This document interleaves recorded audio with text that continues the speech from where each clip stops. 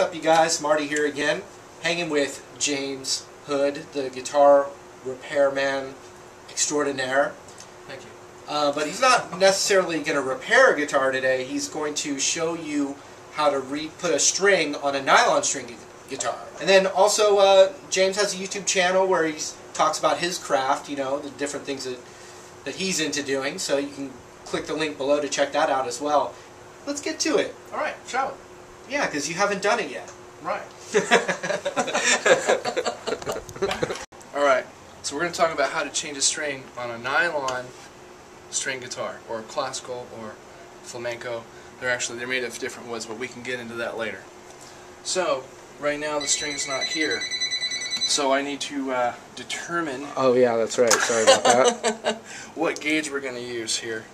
Oh, it's interesting though, right? So that's like a 30... Is there any ectoplasm in there? This is a 42, so that'll work. Yeah. You know, it'll get you by in a pinch. Okay, so I always see these weird little, you know, we got little knots. What's the story on that? Well, this is how the string is actually retained on the bridge back here. So the first thing I'm going to do is I'm going to feed this through. And you see how this is kind of doubled over? Yeah. Okay. But you want to do that with your clear strings. The clear strings obviously don't have anything really that they can grab against. Like, you know, you don't hear anything. Right. See, the string's going to grab against itself. So you really don't need a whole lot. Now there are different methods for tying on strings, and I'm sure everybody's got kind of their own. Yeah, show how you did. On. You try and do this so you guys can see it. So I run that through the loop back there. Okay. Now I'm going to pull the string tight and push this loop together. So you can see it's just one.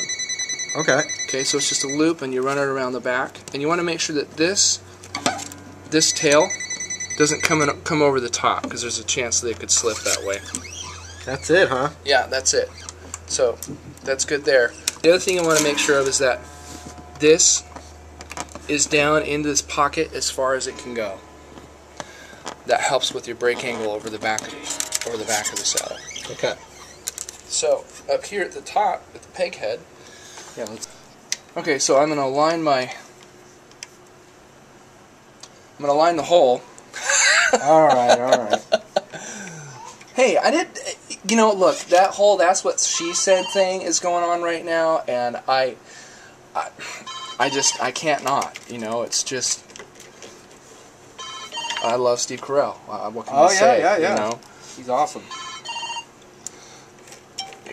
Okay, so I run this through and back up. So it's halfway around the roller right now. Now watch this. This is really easy. This takes the mystery out of it, and it works really good because a lot of times your strings they're settling so much and they're stretching so much, but this really helps. So if you just do a 1 and a 2 and a 3, kind of sounds like Lawrence Welk, huh? Yeah. You've got it set. So now I'm going to wind this on with my handy dandy winder. Yeah, drill it. Drill, baby, drill. Okay.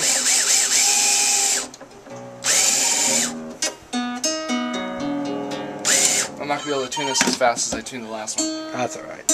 Alright, so last time we broke a G string. This time we've broken an E string.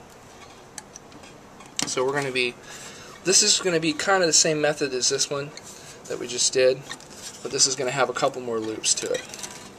So what you like to do is take your end, go around the tree, and the rabbit goes through the hole once. Do you remember knot tying? Yes. And twice, and just for good measure 3. Okay? Pull that tight. And you see how you want this tail to end up down on the back side of the bridge. And we'll use the same method that we used here, but this time we'll actually put a few more loops in it. Now, another good reason to do this is because you notice how many wraps are on some of these. other rollers. Mm-hmm. I know BB King loves wrapping the whole entire string. Okay. But if you have a tack and you have someone who's willing to sit there and stretch and stretch and stretch and get those things to seat, then fine, that's okay. But it's usually best to have, like, you know, 2.5. I mean, really, that's all you really need. Now, when you do this method, you loop around. Let's see, that's 1, 2, 3, one more. So we want to do about 4 loops here, and kind of pull it tight like that. Kind of looks like we're tying a fishing knot too. We're fishing for bass. Real can. There it is.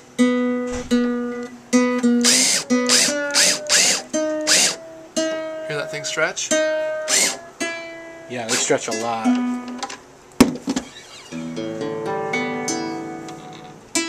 One thing you can do is you can give them a little bit of a tug. Not too much, because you don't want to tug the life out of the string.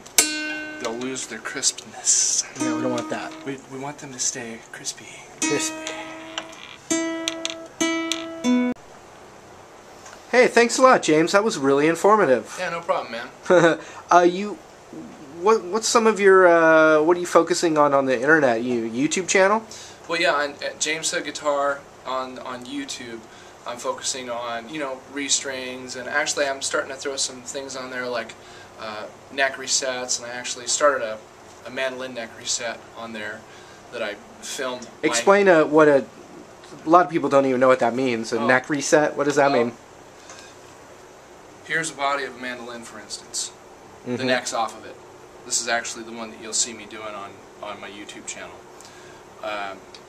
What's happened is that this neck was basically, this is an extreme explanation, but the neck is sitting this way when the mandolin comes to me. My job is to make it sit this way. Playable. Right, so you have the adjustability in the instrument. I see. It's kind of a goofy way to show you, but basically, but it's basically gluing the neck back on, right? Yeah, well, it's actually at the right angle and everything. It is, and there's a whole lot that's involved with doing that. Yeah. So. Yeah.